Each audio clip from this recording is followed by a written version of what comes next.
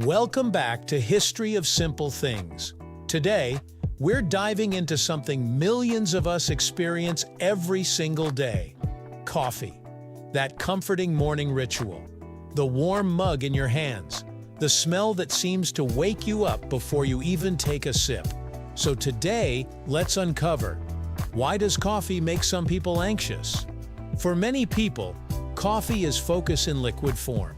It's productivity, it's energy, it's comfort. But for others, it can feel very different. Instead of clarity, it brings jitteriness. Instead of calm alertness, it triggers a racing heart. Instead of motivation, it sparks anxiety. Let's break it down, right here, on History of Simple Things.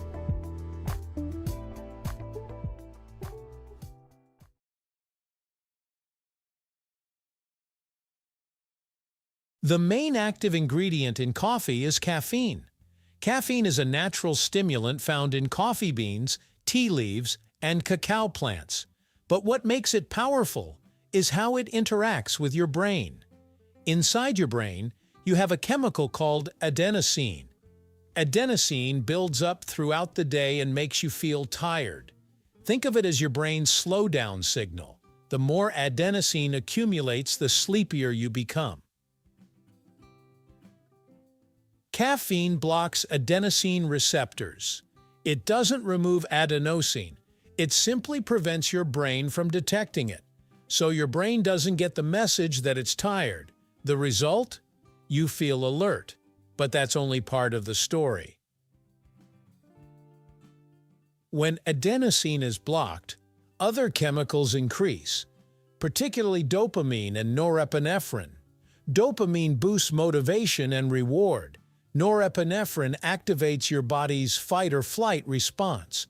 This is where anxiety can enter the picture. Your body has a built-in survival system controlled by your nervous system.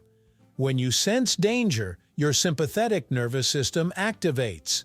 Your heart beats faster. Your breathing quickens. Your muscles tense. Your body prepares to act. Caffeine stimulates this same system. In moderate amounts, this can feel like energy and focus. But if your body is sensitive or if you drink too much, it can feel like something else entirely. Nervousness, restlessness, shakiness, sweating, and a racing heart. These physical sensations are almost identical to symptoms of anxiety. For some people, the body doesn't distinguish between "I drank coffee" and "I'm in danger." The physical response is similar. If you already have an anxious temperament, caffeine can amplify what's already there. Not everyone metabolizes caffeine the same way. Your genetics heavily influence how quickly your body processes it. An enzyme in your liver called CYP1A2 breaks down caffeine. Some people have a highly active version of this enzyme. They metabolize caffeine quickly. Others have a slower version, meaning caffeine stays in their system longer. If caffeine lingers in your bloodstream for extended periods, its stimulating effects last longer too. That means prolonged alertness, but also prolonged physical tension. Research has also shown that variations in genes related to adenosine receptors can make some people more sensitive to caffeine's anxiety-inducing effects. In simple terms, some people are biologically wired to feel jittery from coffee. It's not weakness, it's chemistry. The average cup of coffee contains about 80 to 100 milligrams of caffeine, but many specialty drinks contain far more. A large cafe beverage can easily contain 200 to 300 milligrams in a single serving. For most healthy adults, up to 400 milligrams per day is considered generally safe. But safe doesn't mean comfortable. For some individuals, anxiety symptoms can begin at much lower doses, even 50 to 100 milligrams. Also, caffeine stacks. If you drink coffee throughout the day, it accumulates in your bloodstream. And because caffeine's half-life can range from 3 to 7 hours, sometimes longer, that afternoon cup may still be active when you're trying to relax in the evening. The more caffeine circulating in your system, the stronger its effects on your nervous system. Have you ever noticed that coffee hits harder when you haven't eaten? That's because caffeine is absorbed more quickly on an empty stomach. Without food to slow digestion, caffeine enters your bloodstream faster, creating a sharper spike in stimulation.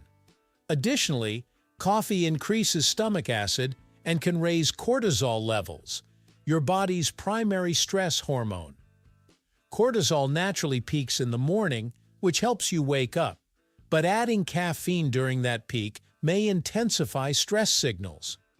For someone prone to anxiety, that combination, rising cortisol plus caffeine stimulation, can create a noticeable sense of unease. Caffeine doesn't just affect you in the moment, it can also influence your sleep. Even if you fall asleep easily, caffeine can reduce deep sleep and shorten total sleep time. Poor sleep increases stress sensitivity the following day. And when you feel tired from lack of sleep, what do many people reach for? More coffee. This creates a cycle. Less sleep, more caffeine, more anxiety, worse sleep. Over time, this loop can make anxiety feel chronic, even if caffeine is playing a significant role behind the scenes. So why does coffee make some people anxious? Because caffeine is a powerful stimulant that directly interacts with your brain chemistry and nervous system. It blocks fatigue signals, increases stress hormones, stimulates your fight-or-flight response, and affects sleep. Genetics determine how quickly you process it. Your baseline anxiety level influences how it feels, and your habits, how much you drink, when you drink it, and whether you eat, all shape the experience. For some, coffee is clarity in a cup. For others, it's nervous energy waiting to happen. Thank you for watching. If you have suggestions for our next video, feel free to share them in the comments below. We'll be sure to give you an acknowledgement for your contribution. Thank you for joining us on this journey through the history of simple things. Don't forget to like, subscribe, and stay tuned for more stories woven through the smallest details.